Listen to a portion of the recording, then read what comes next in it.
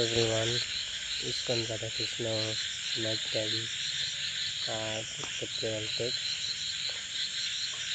তো আজকে আমি আপনাদের দু চারটি কথা বলতে চাই। আমি ছোটোবেলার থেকে খেলাধুলা খুব পছন্দ করি, আর ফুটবলটা আমার কাছে একটুখানি পছন্দ। কারণ একবার আমি মাঠে গিয়েছিলাম ফুটবল খেলতে, পায়ে প্রচুর পরিমাণে চোট পাই। তারপর থেকে 3 দিন জ্বরে ভুগেছিলাম, পা ফুলে গিয়েছিল। কিন্তু সবচেয়ে বেস্ট হলো আমার ক্রিকেট খেলা। এটা আমার আসলে লাকি।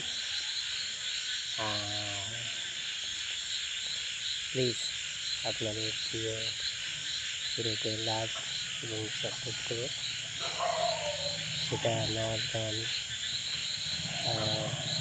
যেতেই আসুক। আজকের মতো এটুকুই। Good night, tata.